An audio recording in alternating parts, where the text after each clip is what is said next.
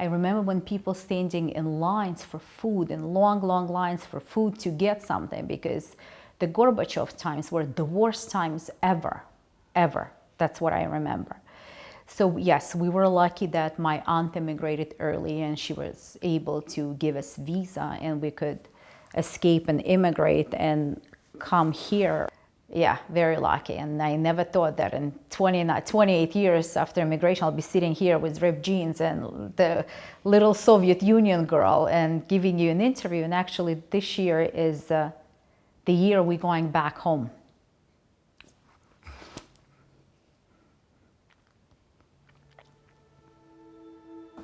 My name is Elena Barshai-Saslovich, and I'm from former Belarus, part of Soviet Union. Growing up in Belarus was lots of fun, lots of very, very happy memories.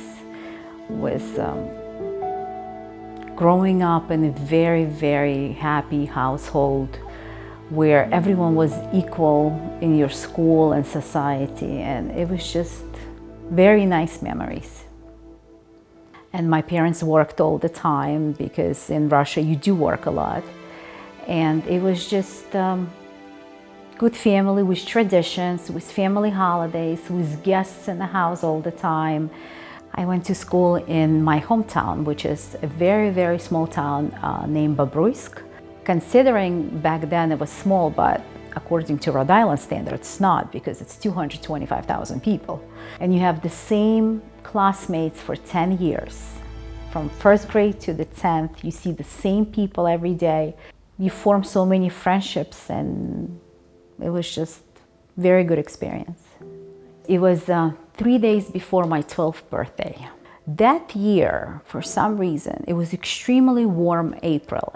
And we were walking with my friend and my mom, and I remember we saw some kind of light, very, very bright light that looked like a mushroom. My best friend, the one that I was walking with, her father was German. He had a little tiny radio that every night, I remember, he used to tune it into BBC of England. That night, he listened to the news, and England said that something bad happened in Soviet Union that looked like Hiroshima, Nagasaki. And it was pretty scary, because everybody thought, whoa, are we gonna have second Japan?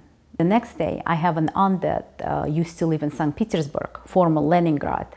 She was a professor in university, and she called us and she said, something really bad happened next to you. We're thinking that it was Chernobyl blasted. And we said, why? She said, because all of the Japanese tourists in St. Petersburg are running away and leaving the country. And that's how we found out that something is really bad happening. And then I think the country and the news made an announcement about 5 days after that, which was crucial for a lot of people. My thyroid was removed when I was 21. And a lot of my former classmates, the one that I talk to, still keep in touch through social media.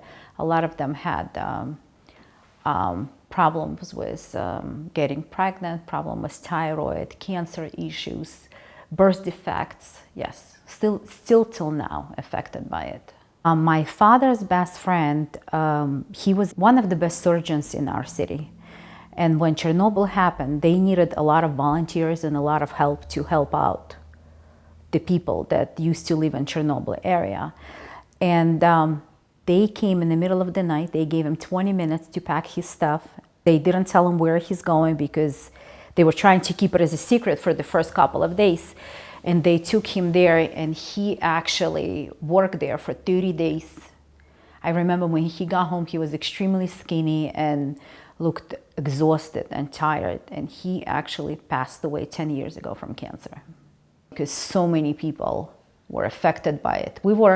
My town was about 450 kilometers, which is probably like 350 something miles away, but there are people that were like living there. So Soviet Union collapsed when Gorbachev became a president. So people were just afraid of uncertainty.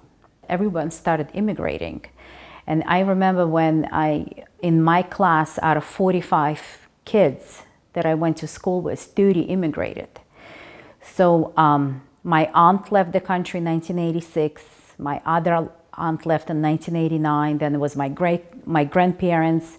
And then my parents said in 1981, they said, that's it. There's no country left anymore. There's nothing left anymore. We have to leave. And that's why we left. My father started working right away in the plumbing company. My mother started working right away. My grandmother started working right away. I went to school and worked part-time at night in a restaurant. We had a nice apartment. My mom was a little depressed. She was missing home. That's understanding because that's where they lived their whole life.